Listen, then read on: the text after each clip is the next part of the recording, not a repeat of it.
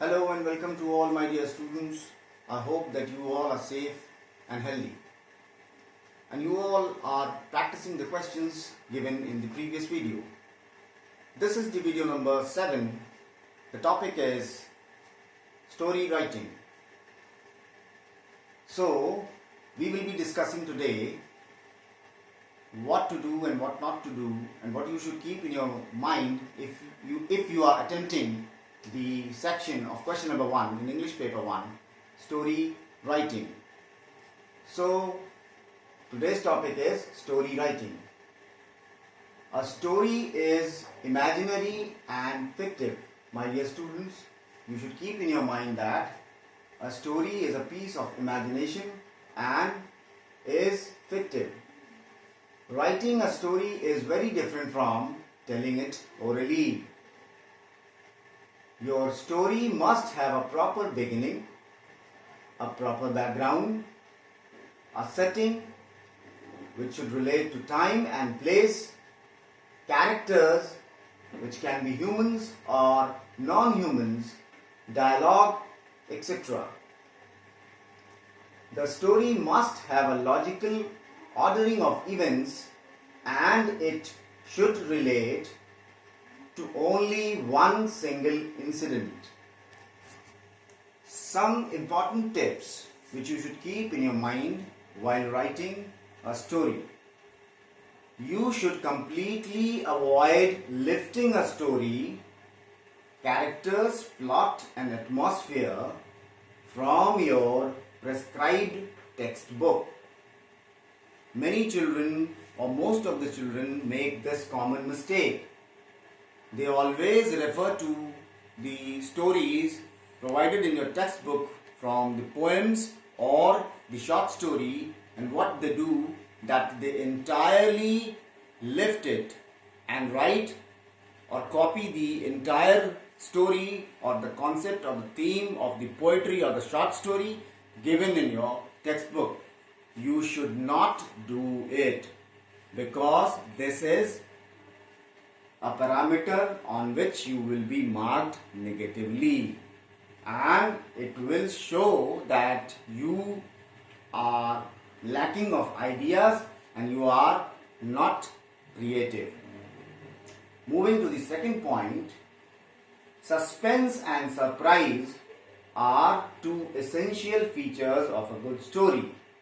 So, my dear children, when you write a story, your story should have or must have the suspense and surprise element in it.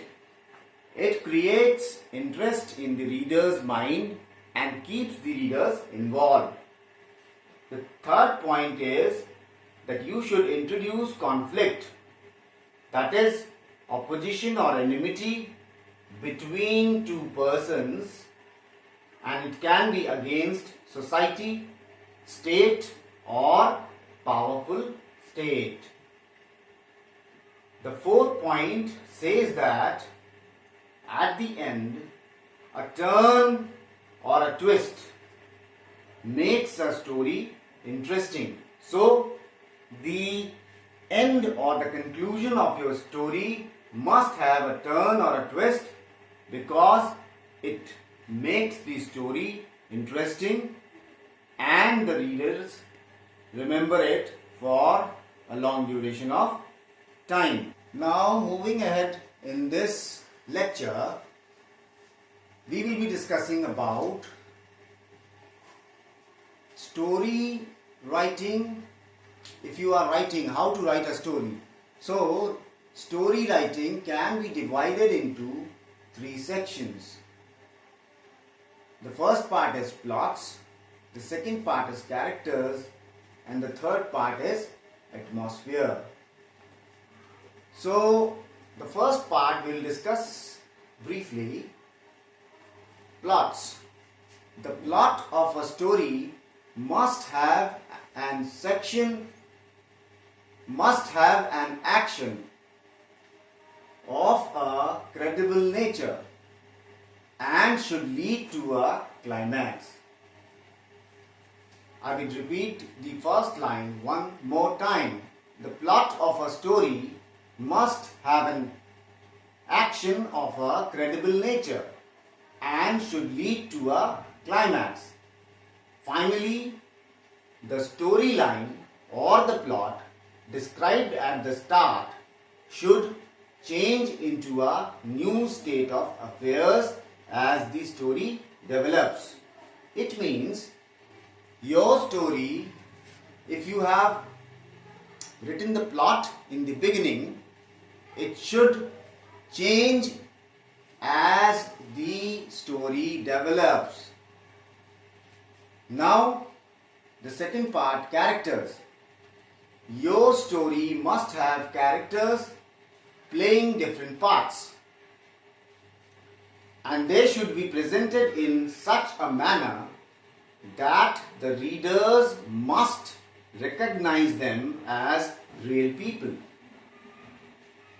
So, in order to do so, what you need is, a good writer always writes what his characters feel, think and do. To do this, the writer must write incredible dialogues and describe relevant scenes. So, your characters which you are writing in your story should be real or be like real people. While developing the atmosphere, which is the third part of your story, you must be set against a proper atmosphere with a setting of forests, weather, places, possessions, etc.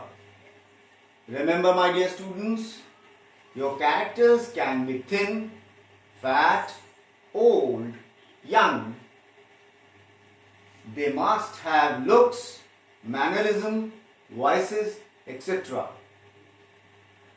Always remember that the blending of events, settings and people creates the atmosphere of a story, and it makes the story interesting, which leads you to score high percentage of marks. So this was all which we discussed today about story writing. The practice questions I will be giving you in the description box. For your queries, answers and doubts, you can mail me to my email address, which will be provided in the description box too. I hope that you all are practicing your essays on a daily basis. Once more, I would like to say that there is no shortcut to success. You need to read, write and revise. Till we meet next, blessings and peace.